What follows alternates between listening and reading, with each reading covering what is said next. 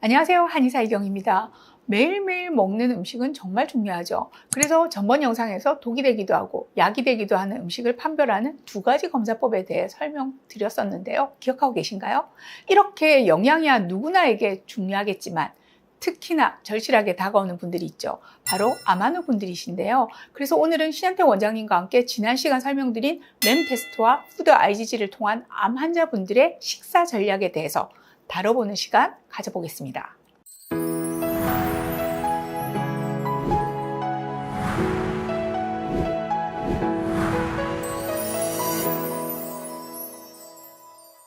안녕하세요, 원장님. 네, 안녕하십니까. 시스한방병원 병원장 신원택입니다. 반갑습니다. 자, 오늘 다뤄볼 내용은요, 수술 직후나 항암 치료, 방사선 치료 등으로 식사를 제대로 잘 하지 못하시는 환자분들, 그리고 식욕부진이 심해서 식사를 잘 못하시는 환자분들에게는 적용될 수 없는 내용임을 먼저 말씀드립니다.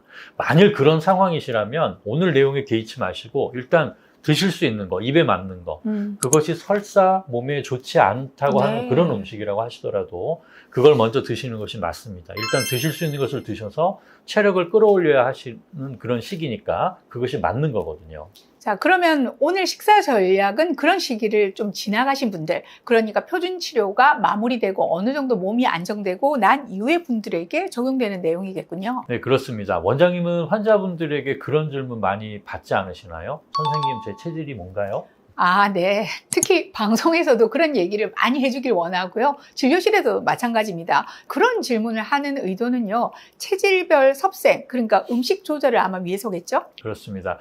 저도 그렇게 생각하고 있는데요. 암과 같은 질환은 특히 음식과 관련된 섭상이 중요하기 때문에 체질에 대해서 궁금하게 여기시는 것이 이해가 가는데요. 그런데 체질이 너무 사상의학에만 한정될 필요는 없다고 생각이 됩니다. 네. 체질이라는 말은 다양한 의학적 관점으로 적용할 수가 있죠. 또 하나 걱정되는 부분은 비전문가에 의한 가벼운 체질 판별이 너무하다 보니까 잘못된 판정의 결과를 믿고 잘못된 섭생을 하는 경우도 왕왕 생기게 된다는 점입니다. 오히려 체질 섭생을 하지 않은 것이 더 나았을 뻔한 결과를 가져오기도 하죠. 그래서 선택한 대안이 검사를 통해서 확인하고 그 결과에 따른 마이너스 플러스 식사 전략입니다. 네, 제가 독이 되고 약이 된다고 한 부분이 또 이렇게 적용이 되는데요. 어째 이게 더 좋은 것 같기도 합니다. 자, 검사를 통해서 뺄 것은 빼고 더할 것은 더한다. 제가 미리 추측해 보자면 마이너스 전략에 활용되는 검사는 푸드 IgG, 그러니까 지연형 음식 알레르기 검사일 것 같고요. 플러스 전략에 활용되는 검사는 램 테스트겠죠. 자, 저 역시 난치성 질환이나 자가면역 질환, 알러지성 질환들의 치료 시 이 두 검사를 강조하고 있지만 암에 대해서는 또 어떻게 활용하고 계신지 궁금하기도 합니다. 암 환자분들에게 강조하는 내용 중에 가장 중요한 두 가지를 꼽으라면 첫 번째는 암이 자랄 수 있는 환경, 즉 종양 미세 환경을 개선하는 것이고 두 번째는 면역을 올린다는 그런 개념이죠. 이미 이전 영상에서 소개해 드렸지만 램 테스트는 가장 과학적으로 면역을 활성화시키는 음식을 혈액 검사를 통해서 객관적으로 확인할 수 있다는 점에서 그 활용 가치가 높은 검사로 생각이 되는데요. 문제는 그것만으로는 반쪽짜리 식사 전략밖에 안 된다는 거죠. 네. 항아리에 물을 채우려면 먼저 깨져서 새나가는 부분을 보수하는 것이 우선되어야 되기 때문에 먼저 몸을 망가뜨리는 것들을 찾아서 피하는 것이 우선되어야 한다는 생각을 하게 된 겁니다. 암이 자라고 재발하고 전이가 될 수 있는 종양 미세 환경의 가장 큰 특징이라면 바로 염증성 환경인데요. 이런 염증성 환경을 유발하는 인자 중에 음식과 관련된 부분을 찾는 것이 바로 지연형 음식 알레르기 검사이고 이 검사를 통해서 체내의 염증성 환경을 유발하는 음식들을 차단하는 것이 암 환자 식사 전략의 완성이 된다는 거죠. 네, 이론적으로는 아주 완벽한데요. 그럼 이런 방법들을 사용한 구체적인 사례들이 있을까요? 네, 여러 암 환자분들에게 적용을 해보면서 좋은 피드백을 얻고 있는데요. 기억나는 몇 가지 사례를 말씀드리면 우선 50대 대장암 남자 환자분이셨는데 3년 전에 수술을 하셨고 지금은 거의 정상적인 컨디션을 유지하고 계시긴 한데 한 번씩 이제 장과 관련된 문제들이 생기곤 하셨거든요. 제가 마이너스 플러스 식사 전략에 대한 개념을 말씀드리고 푸드 IgG 검사와 램 테스트 50종을 하셨는데 푸드 IgG 검사상에 확인된 몇 가지 음식독을 유발하는 그런 음식들을 제한하고 또 램 테스트에서 확인된 면역을 노리는 음식을 몇 가지 더 챙기는 그런 식사를 하셨습니다. 불과 2주 정도 만에 체중이 한 2kg 정도 느셨어요.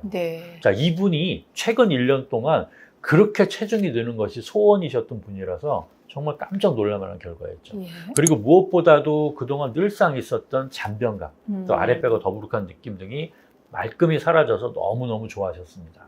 자, 수술하신 지 3년이 경과하고 있는 시점이기 때문에 아직은 재발에 대한 염려가 있으신데 마이너스 플러스 식사 전략이 큰 도움이 되고 있는 것 같다고 고마우셨던 그런 기억이 네. 납니다. 자, 또 한 분은요. 아, 또 있습니까? 예. 네.